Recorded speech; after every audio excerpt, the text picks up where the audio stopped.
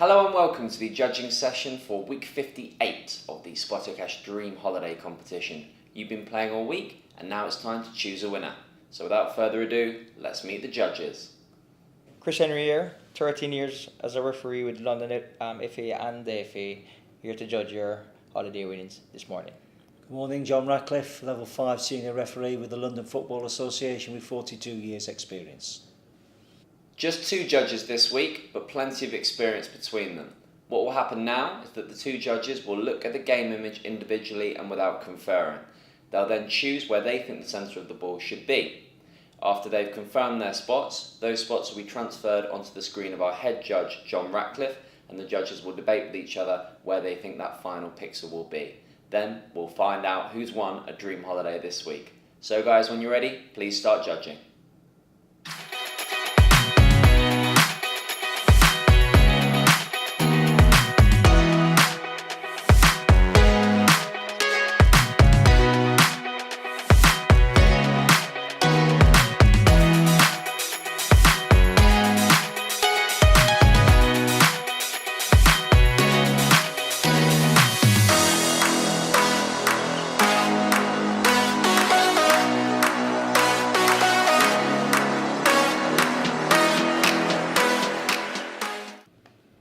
Okay, Chris, are we nearly there? Yep. Righto, we'll confirm the spot. Confirmed. Yes. And let's continue to judging. And let's start judging. Oh, now then, Chris. This is a really difficult photograph, so I'm not surprised that we are some distance away in terms of the y-axis. On the x-axis, not that far away, but the distance on the y-axis. You've gone further away from the players than I've gone, Chris. So talk me through your position first of all. As I said, this week the highlights don't quite give us the assistance that we're accustomed to, especially the yellow player's eye line, because his eye line looks as if the impact from the player behind him has kind of sent his eye line somewhere totally different to where the trajectory of the ball is coming. Based on experience as a referee, the defending player is coming around the yellow player to play that ball before it comes to his chest or anywhere to his body. So that's why I've given that distance, because your distance seems really like it's dropping to the yellow player's chest. But I said because of the red player's legs around the yellow player, he's definitely come to beat the yellow player to it with his leg to clear that ball. So that's that distance and his eye line as well. I'd agree with you there. I think this player has pulled possibly this player back slightly, so that eye line may not be too accurate in terms of where the ball is now. I think the first one I'd like to clear up this morning is, do you think the ball's being played, or do you think it's about to be played? That's what I was trying to work out where the red player is concerned. But had it been played then, I think it would be going back. It's an interesting one, because I think also we've got to look at, is it, has the ball been played by the foot, or has it been played by the head? Now look at the frown against there. Again, that's the kind of frown you get if the ball's been played by the head. And so this could be a bit of a red herring, really, that the ball is nothing to do with this. The player is falling backwards as he's pulling this player. Again, the eye line here may not be accurate, but you feel that that's more accurate than this one. Yeah, it is. It is. And do you think that this is just a losing balance rather than anything to do with actually playing the ball? I don't think the yellow players actually hit the ball. There's no puff of the cheeks. No. If you look at his hairline, it's not up in here like the red players. So he's definitely standing there waiting for the ball to come towards him. So you think he's still the ball still to around? So you think he's making a position to actually head the ball? Yeah, he's preparing to either receive it in the chest or hit it. And as I say, the red player has gone around him just to get in front of him to get that clearance. If you look carefully here, the shirt's going up, this is going up, so I'd agree with that this player possibly hasn't yet received the ball. No, he hasn't received it yet, no. And so therefore the ball is yet to come. Now, if that's the case, if he's going to chest it, the problem is how far is it from this player? That's the thing. Because we've got conflicting information here today. I've gone closer because I feel that the contact with the ball is going to be fairly imminent by the position that this player's taken up, and I agree with you, he's trying to get to it, and this player is kind of defending the ball situation. Right. I was more in favour rather than a chest than a head because of the frown which is coming in here, but it's a difficult one. It is. What's helped me to take that distance, as I said, the red player, the distance where it is, he thinks he has a chance of getting it before it gets to the yellow player. So the distance where I put mine is pretty much close to where the ball is coming from. And for him to stick his leg that far ahead of the player, just to beat him to the ball.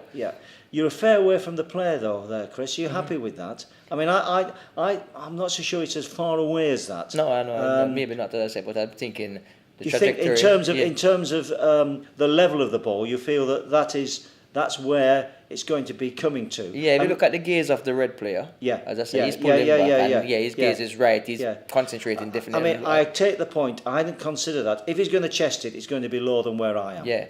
If he's going to head it, it's going to be where I am. It looks as though you could be right there, that it could be a chest coming in to play the ball here, in which case it would be lower than where I am. But I think it's a bit nearer.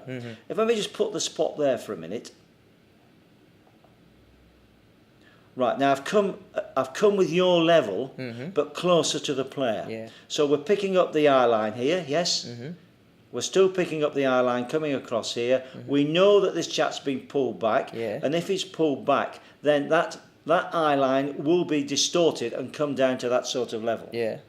So looking at this eye line here, taking into information that this chap is trying to get to the ball, it looks, and I agree now, the more I look at the position here and the thrusting out of the shirt, as you said, no puffing of the cheek, still going to the ball, that he's going to try and chest this ball. In which case, it is going to be low to where I am. But are you happy with the positioning in terms of distance from well, as I say, if you look at the leg in front, where you have put the spot now, the ball would have already beaten the leg. Correct. I think the leg has to be there awaiting the arrival of the ball. Okay. You understand? So it might be same axis, but maybe a bit further out. A bit further out. So you do feel that this leg here is trying to stop that chest taking place. Not just a question of falling backwards. No. Okay. It's gone in so front you think it should be more in that sort of position there? Where he has a chance to get there before. Yeah, probably a little bit too low there actually. Let's go a little bit higher. Yeah, that's more like it. Taking in this eye line here, and looking at the chest here. Bearing in mind that we feel now that this is coming into play, not going to actually play the ball, but trying to get round to stop that chest from taking place. So still got a second or so too before it arrives, and I don't know what he's trying to indicate here. I think it's just a balance. And if you notice, his knee's still bent. So he hasn't straightened it to actually get the flick on the ball. The ball is further away. That's a good point, actually. Then the ball will be further away. No referee again here. You know, we might see a foul coming in here, Chris. Possibly. There's a possible foul. I mean, it could be that he's going to pull him back before the ball actually arrives. That could happen. Okay, so I've come down to your level. We have come slightly nearer because I was a little bit uncomfortable it being so far away.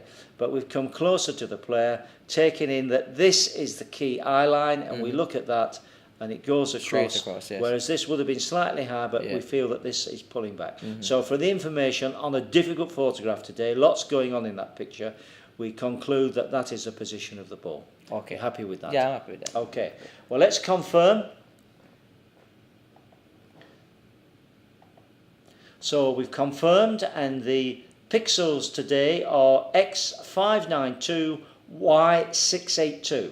That's X592, Y682. So let's see who's going to win the Dream Holiday this week.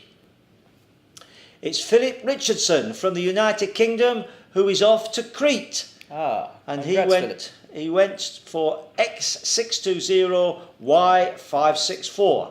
Just repeat that again, X620, Y64. Philip Richardson off to Crete. Congratulations.